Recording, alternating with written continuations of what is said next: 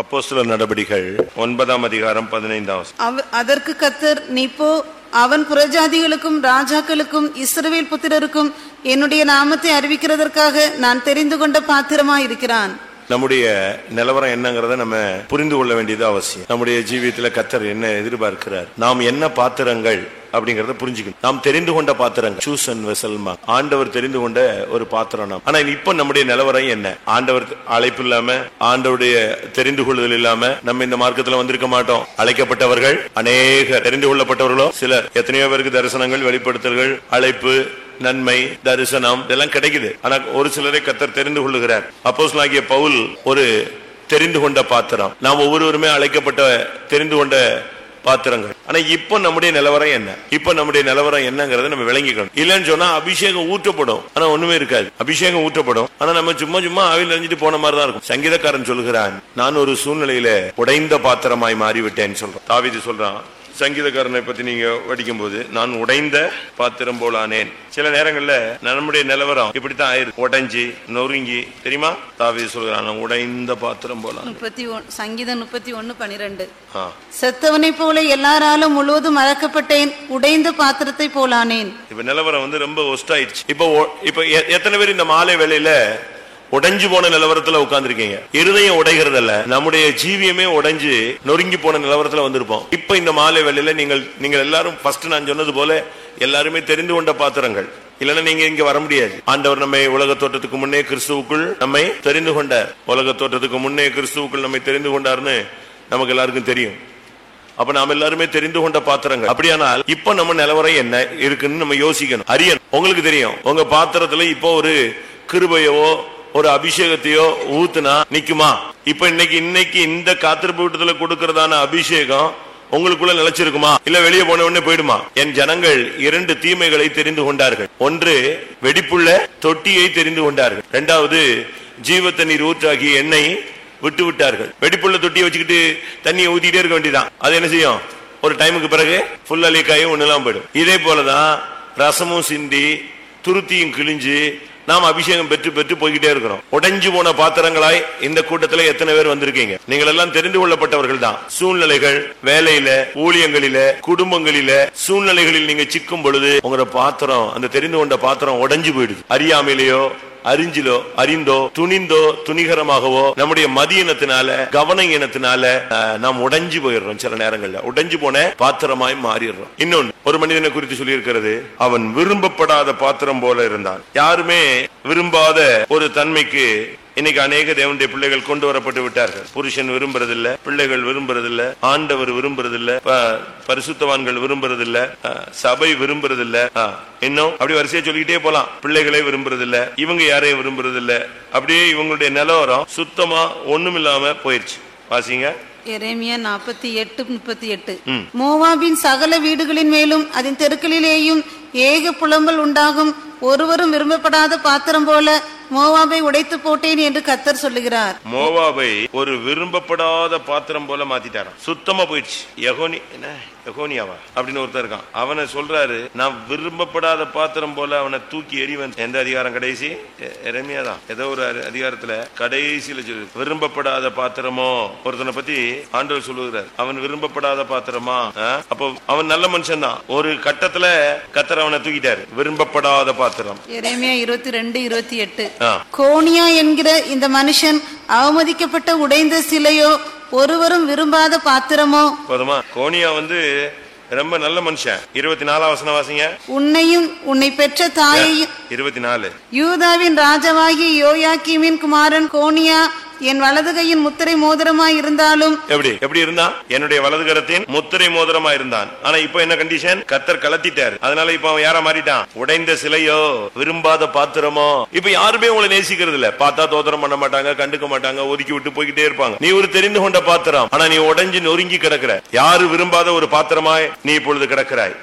ரோமர்ல பார்க்கும்போது கோபாக்கினையின் பாத்திரங்கள், கிருபா பாத்திரங்கள் 9:23.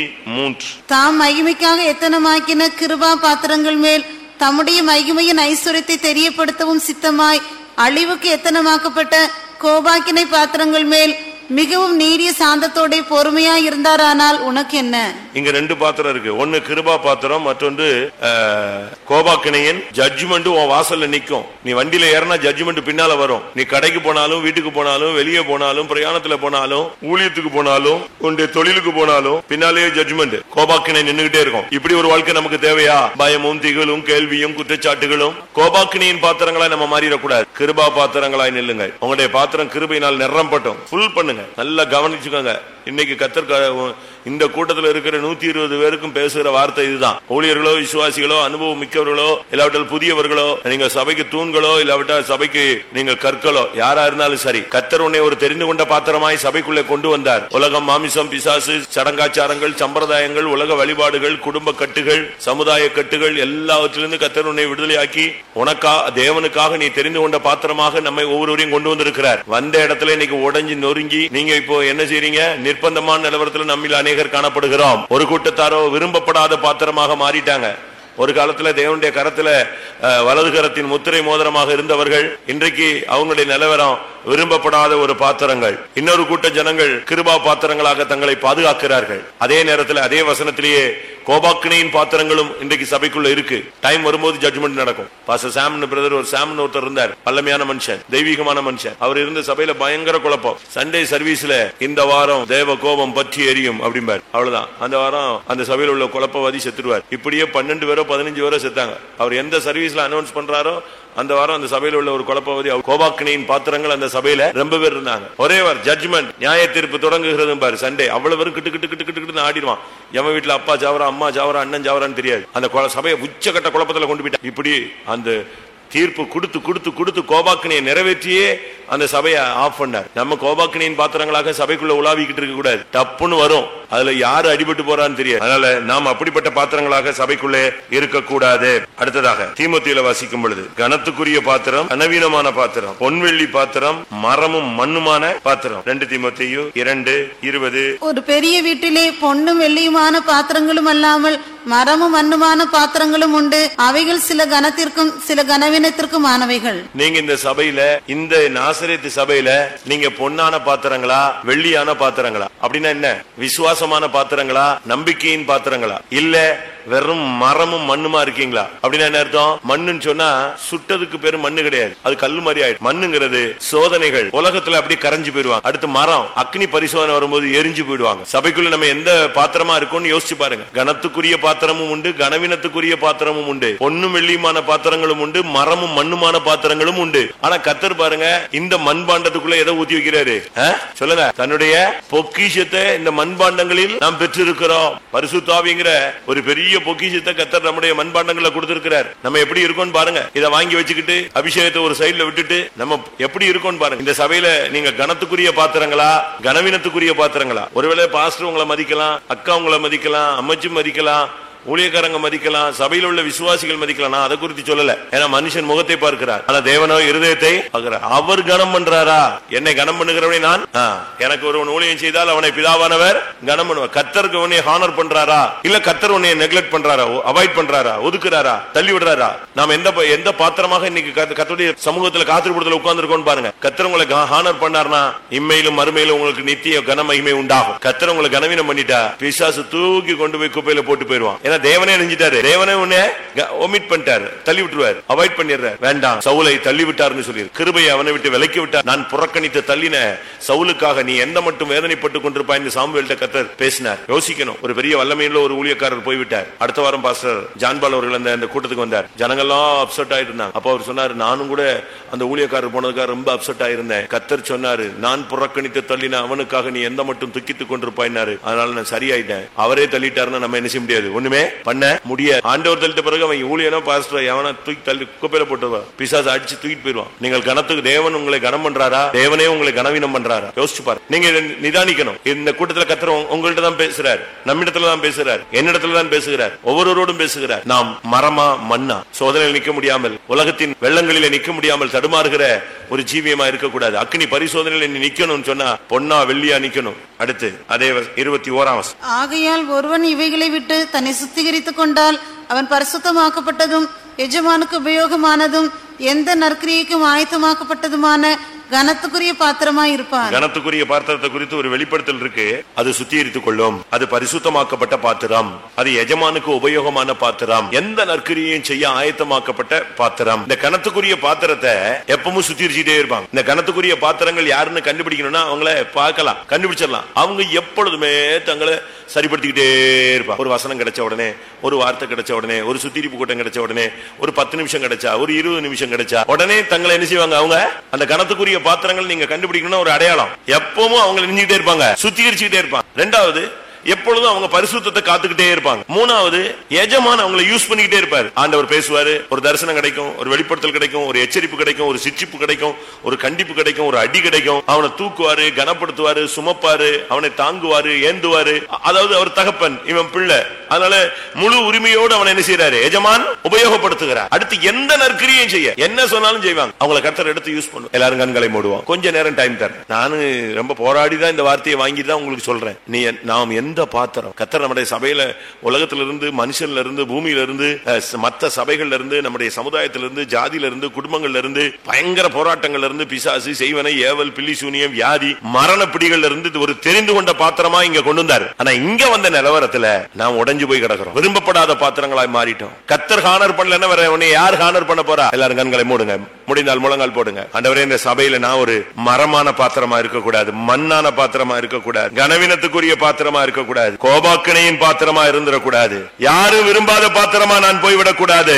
உடைந்து போன பாத்திரமா இந்த சபையில இருந்து நான் வாழ்ந்து என்ன பயன்? ஆண்டவரே, என்னை மன்னியும். ஆண்டவரே, ஆண்டவரே, நீர் என்னை தெரிந்து கொண்டீர், நான் உம்மை தெரிந்து கொள்ளவில்லை, நான் அல்ல, நீரே என்னை தெரிந்து கொண்டீர். உலக தோற்றத்துக்கு முன்னே கிறிஸ்துவுக்குள் என்னை தெரிந்து கொண்டீர். என்னை பரிசுத்த பாத்திரமா இருக்கும்படியாக, கிருபா பாத்திரமா இருக்கும்படியாக, ஒன்னும் வெள்ளியமான பாத்திரமாய் சபையில் இருக்கும்படியாக, கனத்துக்குரிய பாத்திரமாக இருக்கும்படியாக, எந்த நற்கிரியையும் செய்ய ஆயத்தமான பாத்திரமா இருக்கும்படியாக நீர் என்னை தெரிந்து கொண்டீர். உமக்காய் பாடுபட, உமக்காய் விசுவாசத்துல நிற்க, உமக்காய் உம்முடைய அன்பில ஜீவனை கொடுக்க நீர் என்னை தெரிந்து கொண்டீர். சூழ்நிலைகள் மத்தியில சிக்கி நான் உடைந்து போன பாத்திரமாய் வந்து உட்கார்ந்து இருக்கிறேன். ஆண்டவரே, விரும்பப்படாத பாத்திரமாய் நான் காணப்பட்டுக் கொண்டிருக்கிறேன். சுவாமி, நீரும் என்னை வெறுக்கும் தன்மையிலும், மனுஷர்களும் குடும்பமும் என்னை வெறுக்கும் தன்மையில் நான் வந்துவிட்டேன். கனவீனமான பாத்திரமாக, இன்றைக்கு கோபாக்கினையின் பாத்திரமாக, மரமும் மண்ணுமான பாத்திரமாக நான் வந்திருக்கிறேன். என்னை மன்னியோம். ஆமென். கொஞ்ச நேரம் எதையும் சிந்திக்காமல், பிள்ளைகளை நோக்காமல், முழங்கால் படியிட்டு தேவனை மாத்திரம் நோக்கி பார்த்து, கர்த்தர் உங்களை அழைத்த அழைப்பை பாருங்கள், உங்களை வேறு பிரித்து கொண்டு வந்த காலத்தை பாருங்கள். உங்களை பாவத்திலிருந்து, அக்கிரமத்திலிருந்து, அநியாயத்திலிருந்து, வியாதியிலிருந்து, செய்வனை கட்டுகளிலிருந்து, மற்ற சபைகளில் இருந்து உங்களை வேறு பிரித்து உங்களை கர்த்தர் கனம் பண்ணி கொண்டு வந்த காலத்தை சிந்தித்து பாருங்கள். நீ ஒரு முத்திரை மோதிரமாக இருந்த காலத்தை சிந்தித்து பார். தேவனுடைய வலதுகரத்தின் மோதிரமாக இருந்த நாட்களை சிந்தித்து பார். மணிக்கணக்காய் தேவனுடைய பாதத்தில் விழுந்து கிடந்த நாட்களை சிந்தித்து பார். கர்த்தர் இந்த மாலை வேளையில் உன்னுடைய இளவயதின் பக்தியை நோக்கி பார்க்கிறார். நீ பட்ட பாடுகளையும் அவர் நோக்கி பார்க்கிறார். நீ வாழ்க்கைப்பட்ட நாட்களிலே உனக்கு இருந்த நேசத்தை அவர் நோக்கி பார்க்கிறார். நீ ஒரு தெரிந்து கொண்ட நபர். ஹல்லேலூயா. உன் சந்ததியில, உன் ஊர்ல, உன் கிராமத்துல, உன்னுடைய வம்சத்துல கர்த்தர் உன்னை தெரிந்து கொண்டார். கிருபா பாத்திரமாய், பரிசுத்த பாத்திரமாய், பொன்வெள்ளியான பாத்திரமாய், பரிசுத்தமாய், எந்த நற்கிரியைக்கும் ஆயத்தமாக்கப்பட்ட பாத்திரமாய், கனத்துக்குரிய பாத்திரமாய் கர்த்தர் உன்னை தெரிந்து கொண்டாரே. உன்னுடைய அழைப்பை நோக்கி பார். உன்னை வேறு விதித்ததை நினைத்து பார். கர்த்தர் உனக்காக செய்த அற்புதங்களை, அதிசயங்களை நினைத்து பார். ஆபத்துகள், விபத்துகள், நாச மோசங்கள், மரணங்கள், தீங்குகள், பொல்லாங்க நெய்த வல்லமைகளுக்கு விலக்கி உன்னை பாதுகாத்ததை நினைத்து பார். ஆமென். கர்த்தர் உனக்காக யுத்தம் பண்ணின நாட்கள். நானும் அப்படியே எழுப்பி நடந்து பார்த்தேன். எத்தனை பேருடைய உள்ளங்கள் உடைஞ்சிருக்கும். ஆண்டவரே, நான் ஒரு உடைஞ்சு போன பாத்திரம் போல மாறிட்டேனே, யாரும் விரும்பாத ஒரு பாத்திரம் போல மாறிட்டேனே, கோபாக்கினையின் பாத்திரமாய் மாறிவிட்டேனே, கனவினத்துக்குரிய ஒரு நபராய் மாறிவிட்டேனே, மரமும் மண்ணும் போல சோதனைகளிலும் போராட்டங்களிலும் நிற்க முடியாத ஒரு நபராய் நான் மாறிட்டேனே. அப்படி அழுகிற பேர் எத்தனை பேர், எத்தனை பேருடைய உள்ளம் இதற்காக வேதனைப்பட்டிருக்கிற. டைமை வேஸ்ட் பண்ணிடாதீங்க, தலையை கீழே போட்டு நேரத்தை வீணாக்கிறாதீங்க. கர்த்தர் உனக்கு சொன்ன வார்த்தையை நான் அப்படியே சொல்லி இருக்கிறேன். உன் இருதயம் நல்ல நிலமா இருந்தால் அது உள்ளே விழுந்திருக்கும். வழி அருகே உள்ளது போல இருந்தால் பறவை எடுத்து எண்ணங்கள் சிதறி போயிருக்கும். உனக்கு ஒரு மனஸ்தாபம் வரட்டும். மனிதனும் விரும்பாமல், தேவனும் விரும்பாமல் உன் நிலவரம் எங்கே போய் கொண்டிருக்கிறது? உடைஞ்சி நொறுங்கி நீ எங்கே போய் சேரப்போகிறாய்? இத்தனை வருஷம் பைபிளை எடுத்து விட்டு நீ கோபாக்கினையை வாங்கி எங்கே போய் சேரப்போகிறாய்? மெய்யாகவே கர்த்தர் என்னை தெரிந்து கொண்டது உண்மை, என்னை அழைத்தது உண்மை, என்னை வேறு விரித்தது உண்மை, எனக்காக சத்துருக்களை நியாயம் தீர்த்து என் பட்சத்திலிருந்து தேவன் யுத்தம் பண்ணினது உண்மை. கர்த்தர் மெய்யாகவே இந்த சபையில என்னை ஒரு தெரிந்து கொண்ட பாத்திரமாய் கொண்டு வந்து வைத்தார். பரிசுத்தத்துக்குரிய பாத்திரமாக, பொன்னும் வெள்ளியுமான பாத்திரமாக, கனத்துக்குரிய பாத்திரமாக, கர்த்தர் விரும்புகிற ஒரு பாத்திரமாக என்னை கொண்டு வந்து வைத்தார். ஆனால் நானோ சூழ்நிலைகளிலே நான் உடைந்து போனவனாய், விரும்பப்படாதவனாய், கனவினத்துக்குரியவனாய், கிருபைகளை இழந்து கோபாக்கினையை நோக்கி போய் கொண்டிருக்கிறேன். உண்மையாகவே நான் ஒரு உடைந்து போன கோபாக்கினையின் விரும்பப்படாத ஒரு பாத்திரம் போல இருக்கிறேன். என் நிலவரம் மாற வேண்டும். நான் மறுபடியும் தேவனுடைய கரத்தில் உள்ள ஒரு பாத்திரமாய் மாற விரும்புகிறேன் சொன்னா உண்மையாகவே எழும்பி அறிக்கை எடுங்கள். பார்க்கலாம், தேவனுடைய வார்த்தையினுடைய செயலை பார்க்கணுமே. அது தேவனுடைய வார்த்தையாய் இருந்தால் அது அனுப்பப்பட்ட வேலையை செய்துவிட்டு திரும்பும் என்று பைபிள் சொல்லுகிறது. இன்றைக்கு இந்த கூட்டத்தில் இந்த ஜனத்துக்கு அனுப்பப்பட்ட வார்த்தை என்ன செய்துவிட்டு திரும்புகிறது என்று பார்க்கலாம். அது யாருக்குரிய வார்த்தையோ அவர்களுக்குள்ள நிச்சயமாய் அது ஆளுகை செய்யும். இருதயத்தை உடைக்கும், நொறுக்கும், கண்ணீரோடு கதற வைக்கும். ஆண்டவரே, இந்த மார்க்கத்தில் நான் உடைந்து போன பாத்திரமாய் மாறிவிட்டேனே, விரும்பப்படாத பாத்திரம் போல மாறிவிட்டேனே, என்னை மன்னியும் என்று சொல்லுகிறவர்கள் எழும்பி அறிக்கையிட்டு தேவனோடு ஒப்புரவாகி கொண்டு கிருபா பாத்திரங்களாக நீங்கள் திரும்பி செல்லுங்கள். இருதயம் உடையட்டும். குயவன் வனையும் பொழுது ஒரு பாத்திரம் அவனுடைய கையிலேயே கெட்டு போயிருந்தது. அவன் மறுபடியும் அதே இடத்தில் வைத்து தன்னுடைய மனதுக்கு ஏற்றபடி திருத்தமான ஒரு பாத்திரமாய் செய்து முடித்தான் என்று வேதம் சொல்லுகிறது. ஆமென். இதுவரை கோபாக்கினை உன்னிடத்தில் நிறைவேற்றப்படாமல் இரக்கத்தில் நீடிய பொறுமையுள்ளவர் உன் பட்சத்தில் இருந்து உனக்காக பரிதபித்துக் கொண்டிருந்தார். இன்றைக்கு நீ உன்னை ஒப்பு கொடுத்தால், ஒரு களிமண்ணை போல சமர்ப்பித்தால், மறுபடியும் அவர் திருத்தமாய் செய்து எல்லாரும் விரும்பத்தக்க பாத்திரமாய் உன்னை உருவாக்குவார். கொஞ்ச நேரம் தான் நமக்கு டைம். வாரத்துல இன்னும் ஒரு half an hour கூட கிடையாது. இதுக்குள்ள நாம் ஒரு இலக்கை தொட வேண்டும். இந்த கூட்டம் முடியறதுக்குள்ள கர்த்தர் உன்னை விரும்பத்தக்க பாத்திரமாய் மாற்ற வேண்டும். ஆமென். அபிஷேகம் கொடுக்கணும், கிருபை கொடுக்கணும், பலன் கொடுக்கணும், விடுதலை கொடுக்கணும், வார்த்தை கொடுக்கணும், தரிசனம் கொடுக்கணும். உன்னை அக்கினி மயமாய் மாற்ற வேண்டும். ஆமென். பாருங்க, ஆபீஸ்ல போனா 8 மணி நேரம் 7 மணி நேரம் நிக்கணும். ஸ்கூல்ல போனா 6 மணி நேரம் 7 மணி நேரம் நிக்கணும். இப்படி எல்லாம் பல விதமான கஷ்டங்கள் உலக பிரகாரமா இருக்கு. இதுக்கு நாம நமக்கு நம்முடைய ஆத்மாவின் நன்மைக்காக போராடணும், தியாகம் பண்ணணும், சரீரத்தை ஒட்டுக்கணும், உடைக்கணும். அப்பதான் நமக்குள்ள ஒரு பெரிய அக்கினி நம்மை நோக்கி வரும். ஹல்லேலூயா. தலையை உயர்த்துங்க பிரியமானவர்களே. முடிந்தவர்கள் முழங்கால் போடுங்க. ஒரு போராடுங்க. எனக்கு அபிஷேகம் கிடைக்கும் வரை, நீர் என்னை தொடும் வரை, நீர் என்னோடு பேசும் வரை, ஆமென், நான் போராடுவேன். ஹல்லேலூயா. அசதி, சோர்வு உனக்கு விழுகையை கொண்டு வரும். உணர்வடையுங்கள். ஹல்லேலூயா. சாத்தானுக்கு இடம் கொடாதிருங்கள். ஆவியானவருக்கு இடம் கொடுங்கள். ஒரு அக்கினி அபிஷேகத்தை பெற்றுக் கொள்ளுங்கள். ஹல்லேலூயா, ஹல்லேலூயா. உடைந்து போன பாத்திரங்களை உருவாக்கி அந்த பாத்திரங்களை கிருபா பாத்திரத்தால் கர்த்தர் மாற்ற போகிறார். ஆமென். கிருபை இன்றைக்கு ஆவியாக பொழியப்பட போகிறது. ஹல்லேலூயா. உடைந்த உள்ளங்களை கர்த்தர் சரிப்படுத்தி இருக்கிறார். ஹல்லேலூயா.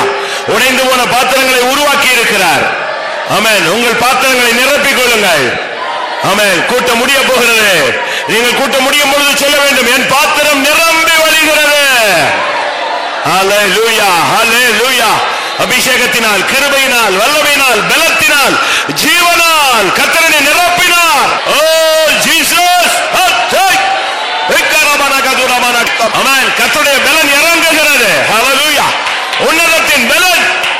ஆமென். கர்த்தருக்காய் ஜீவிக்கும் அபிஷேகத்தை பெற்றுக் கொள்ளுங்கள். ஹல்லேலூயா. கர்த்தருக்காய் நிற்கும் அபிஷேகத்தை பெற்றுக் கொள்ளுங்கள். ஹல்லேலூயா. கர்த்தருக்காய் சேவை செய்யக்கூடிய அன்பை பெற்றுக் கொள்ளுங்கள். ஆமென். ஆமென். ஊற்றிடும் எங்கள் உள்ளத்தில் அன்பை, ஊற்றிடும் எங்கள் உள்ளத்தில் அன்பை, உமக்காகவே ஜீவிக்க, உமக்காகவே ஜீவிக்க.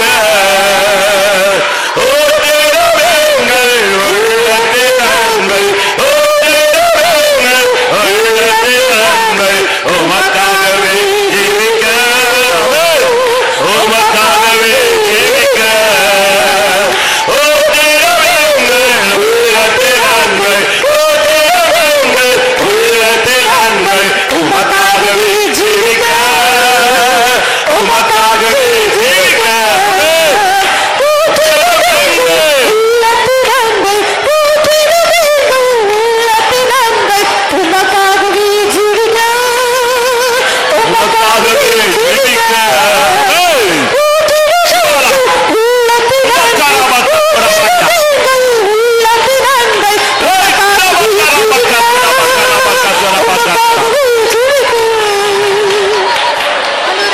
ஆண்டவரே, நான் உமக்காக ஜீவிக்க ஆசைப்படுகிறேன். சூழ்நிலைகள் மத்தியில தடுமாறி போய் விடுகிறேன். உம்முடைய அன்பை என் உள்ளத்துல ஊற்றும். அப்ப நான் உமக்காகவே ஜீவிப்பேன். வேலை ஸ்தலங்களில, தொழில, வீட்டுல, ஊழியத்துல, எல்லா பகுதியிலும் நான் உமக்காகவே ஜீவிப்பேன். ஆமென். அப்படிப்பட்ட ஒரு அபிஷேகத்தை, அன்பை தேவரீர் என்னுடைய உள்ளத்தில் ஊற்றும்.